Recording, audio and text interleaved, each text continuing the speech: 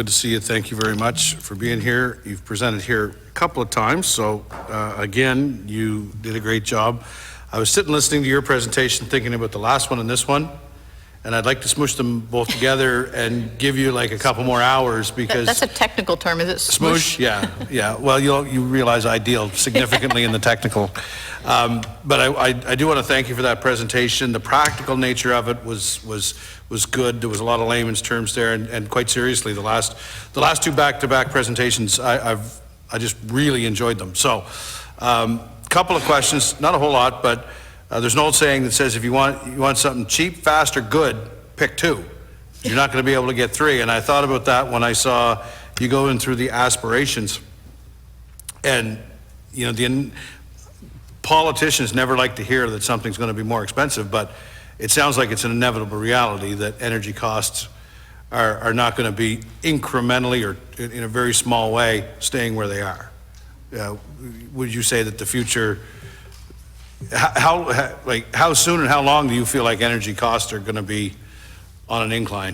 They already are. Sorry. Yeah.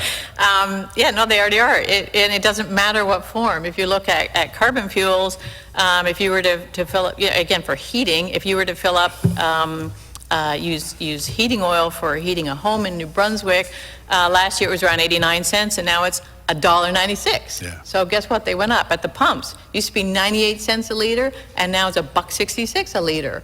And that was intentional, so that the governments are pricing carbon fuels to make them more and more expensive, so we use less and less. The difficulty is that the alternatives aren't necessarily available right now, and so it's a crunch for industry as well as individuals to try and afford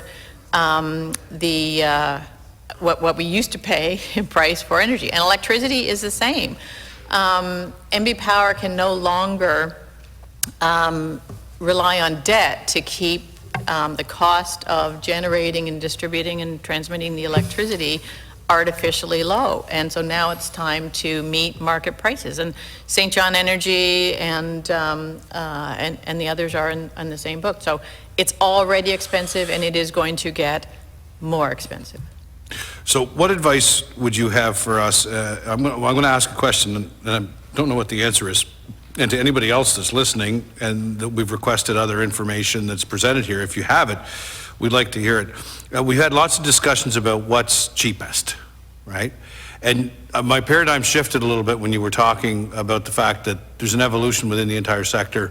Cheap's a relative term, everything's going to be going up. But I would like to know, for us as a committee, if there's any way we can find an undisputed formula to determine the cost per megawatt for SMR, for wind, for solar, for what would your thoughts be on that? Is there a definitive universal standard that we could get access to as a committee?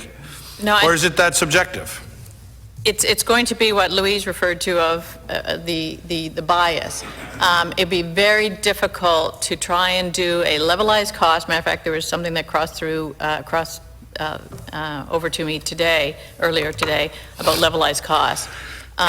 Cradle to grave, lifespan, all of those, it's extremely complex and difficult because one calculation will include, as an example, the cost of mining, or excuse me, the environmental impact, or the cost of mining battery components, and another will include the cost of dealing with nuclear waste, but then not the cost of dealing with battery waste.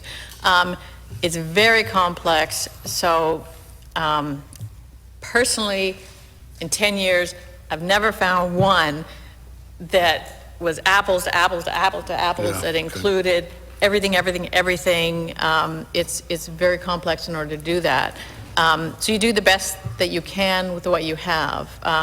You get the financial perspectives from how much is this going to cost to build, to operate, and then to deal with when at the end of its asset's life, and likewise with renewables as well. Looking at the cost of where they produced and the transportation, the operating, and then the disposal at the end of it. But it is I'll be the first to admit, very hard to get a comprehensive analysis of cradle to grave pricing. You had talked about 250 megawatt battery is the equivalent of $500 million worth of capital cost, which will provide us with 4 hours of power. So that's a dynamic that talks about a product that delivers for a certain period of time for X amount of money. Would you have, or where would we go to find some sort of a link that would allow us to extrapolate out if we need to get to 8, 10, 12, unlimited, whatever the case may be, so that we could see, based on right now, what that cost is, capacity, and lifespan of the ability to charge? Where would we go looking for that?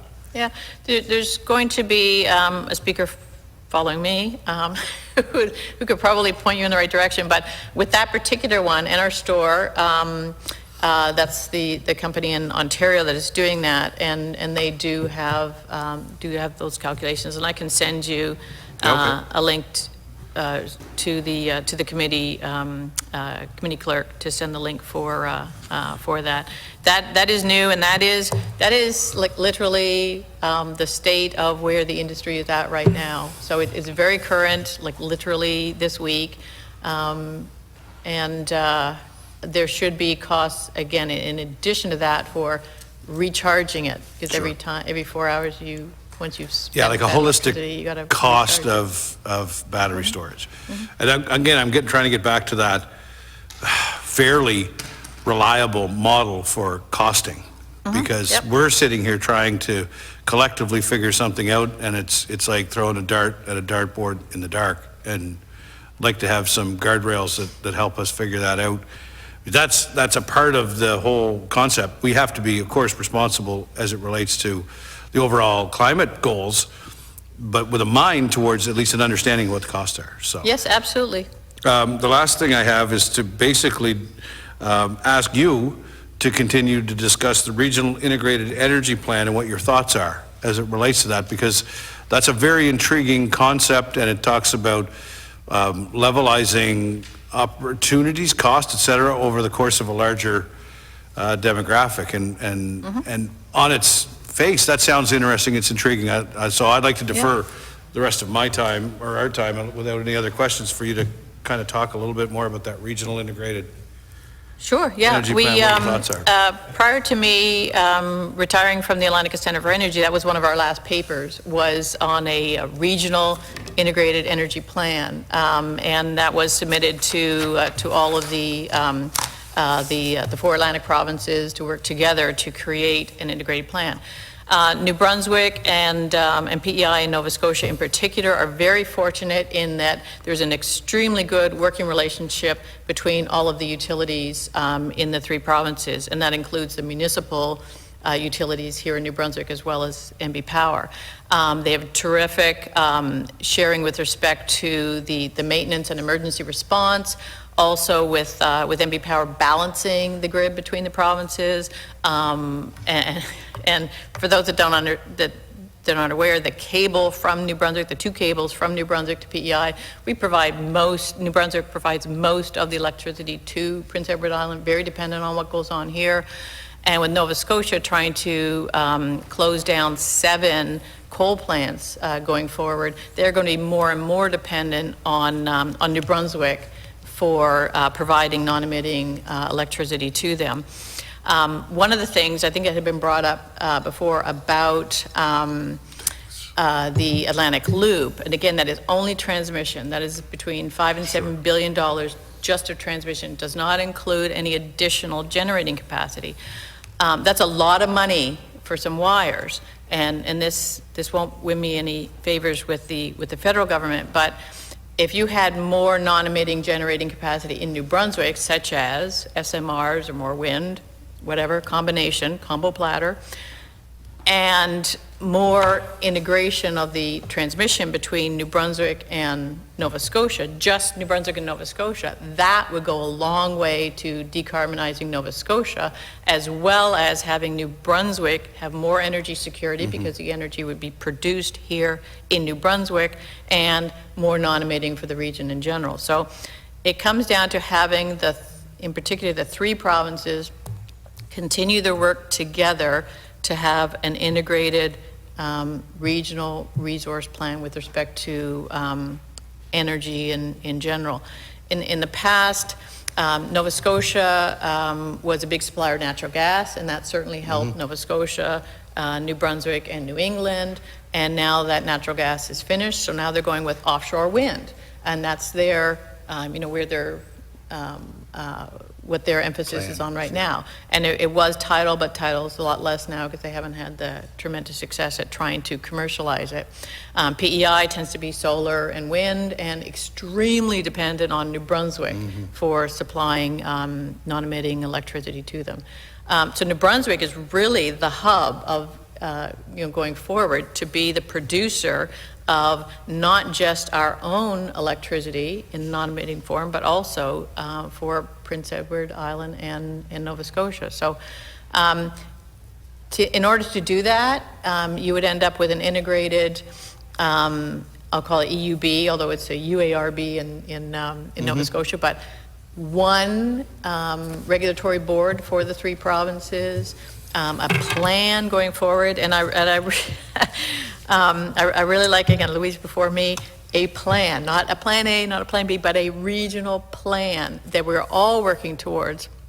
And I think that from a staffing standpoint, there is great interaction between the provinces, and I think at a political level, it'd be wonderful to see the cooperation there as well of buying into a plan. When you look at our population, even with the growth, significant growth in Nova Scotia and Prince Edward Island and reasonable growth and aspirational growth for New Brunswick, we still have a very small number of people to spread all of the energy costs through. So I think there's a benefit there in trying to combine the populations and spread it over at least a larger population base than we do as operating separately. Thank you very much.